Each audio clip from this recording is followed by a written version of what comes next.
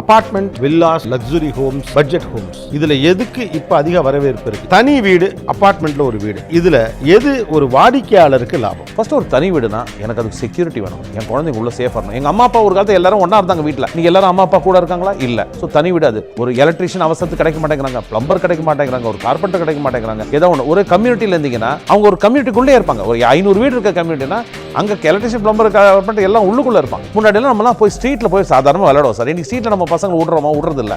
Safety இல்லை, அது இல்லை, ஹைஜீன் 100 விஷயம் பேசி நம்ம பசங்களை வீட்டுக்குள்ளே வச்சுக்கிறோம். அப்போ அவங்களுக்கு வெளில போனால் நான் ப்ளே டேட், அதாவது இந்த இன்னொரு வீட்டில் போய் ஃபோன் பண்ணி நான் என் பசங்க கொண்டு வந்து உங்கள் வீட்டில் விடுறேன், நீங்கள் விளையாடுங்க, நாளைக்கு உங்கள் பசங்க. இதே ஒரு கம்யூனிட்டியில் தான் என்ன ஆகும்? நீங்கள் பாட்டு கதவு திறந்து விட்டு பசங்க ஃப்ரீயாக 500 வீடு இருக்க கம்யூனிட்டினா அவங்க பாட்டு அவங்க பசங்களோட ஜாலியாக அவங்க ஏஜ் குரூப்பில் கண்டிப்பாக ஒரு 20-30 ஒரு இல்லை ஏஜ் குரூப்பில் ஒரு 30-40 பசங்க இருப்பாங்க.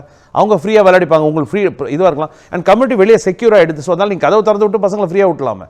இதெல்லாம் பெரிய அட்வான்டேஜ் இல்லை சார். ஆக்சுவலி யோசிச்சு பார்த்தா லேடிஸ் கிட்ட கேட்டிங்கன்னா அவங்க நல்லா சொல்லுவாங்க, இண்டிபெண்டன்ட் ஹவுஸ் பெரிய தலைவலி. இன்னைக்கு நான் இண்டிபெண்டன்ட் ஹவுஸில் இருக்கேன், அது பெரிய தலைவலி எனக்கு நல்லா தெரியும். பண மதிப்பு அப்படிங்கிற அளவுலேருந்து பார்க்குறப்போ எது லாபம் சார்? இது வரைக்கும் தனி லேண்டு வாங்கி வீடு கட்டினா தான் சார் அதிக லாபம், அதான் உண்மை. ஆனால் அது மாறப்போகுதுன்னு எனக்கு ஒரு ஃபீலிங். நாங்கள் அப்பார்ட்மெண்ட் கட்டுறதுக்காக சொல்லலை, நாங்கள் ஃப்ளாட் கட்டுறோம், நாங்கள் வில்லா கட்டுறோம். Both we do villa also, but I still believe that a bigger community has more value.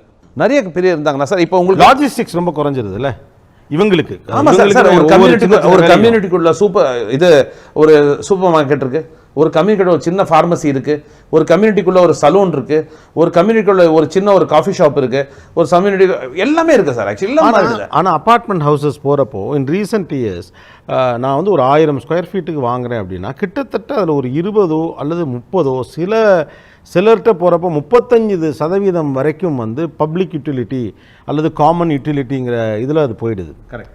அப்போ அது எனக்கு லாஸ் தானே ஒரு கஸ்டமராக?